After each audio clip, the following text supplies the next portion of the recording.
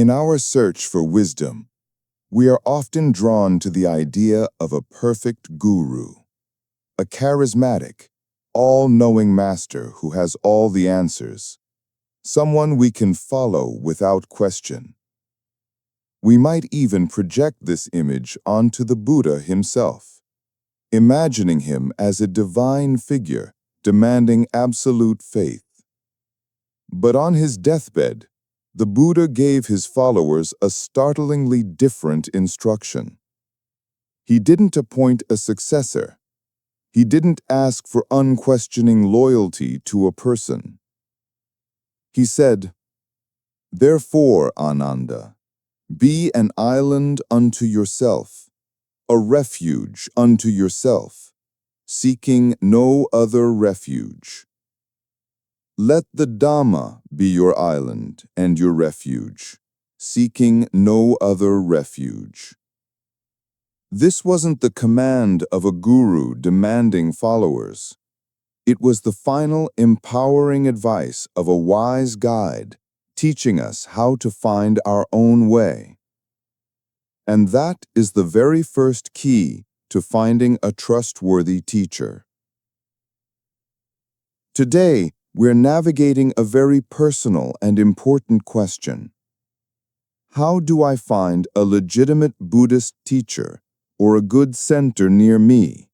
And how do I make sure it isn't a harmful, high-demand group? This is one of the most vital questions you can ask. Your spiritual life is precious, and it deserves a safe, supportive, and healthy environment to flourish. The Buddhist path is not about blind faith. It is a path of seeing for yourself. Therefore, the search for a teacher is not about finding someone to give you answers. It's about finding a reliable guide and a supportive community that can help you learn to trust your own intelligence and discover the answers within yourself. Today, we'll create a toolkit for your search, a set of green flags to look for, red flags to watch out for, and a practical guide to begin your journey. Think of your search as looking for a good mountain guide for a challenging but beautiful hike. What are the qualities of a trustworthy guide?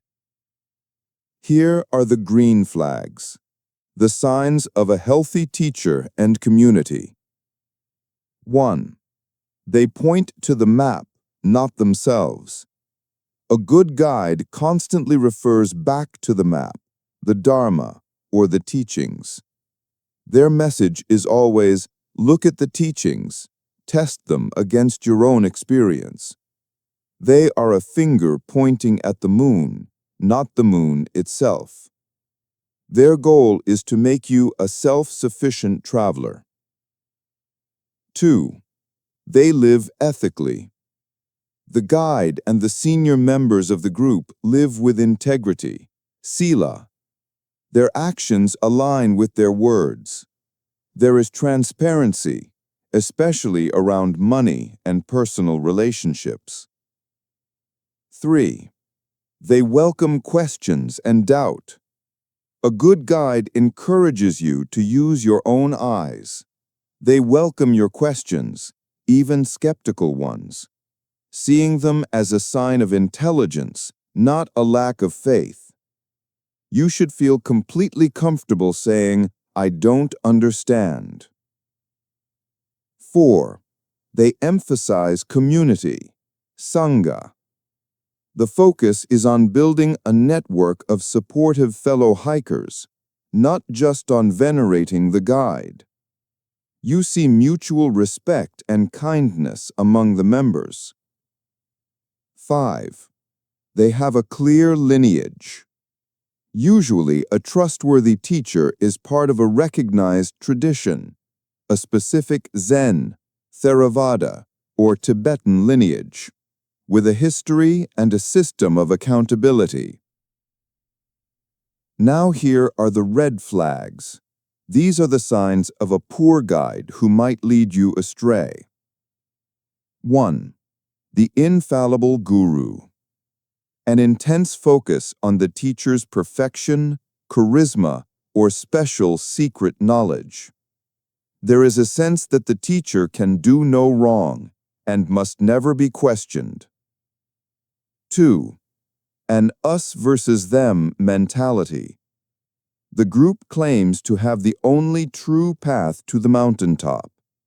They may criticize other teachers and traditions and encourage you to disconnect from friends and family who are not on the path. 3. Lack of transparency.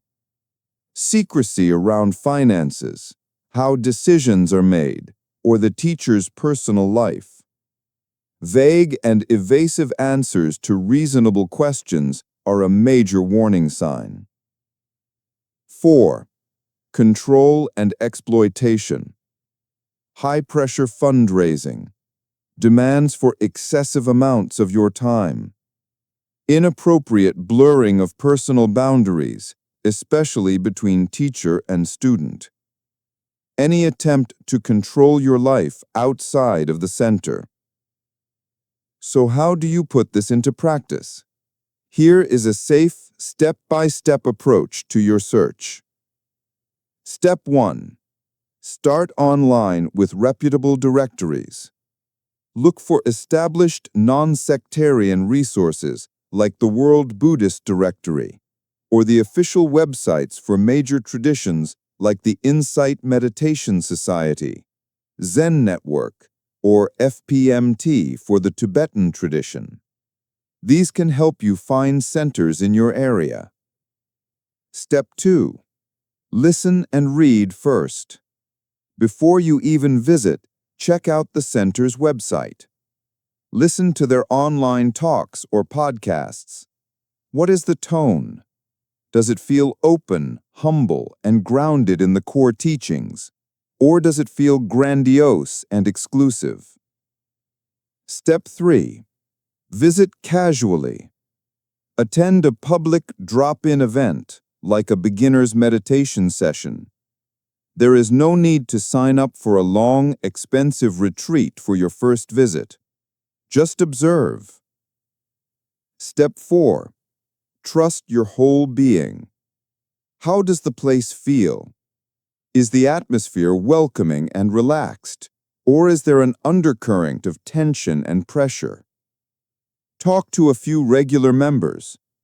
Ask them what they appreciate about the community. Do they seem like balanced, grounded people? Step 5.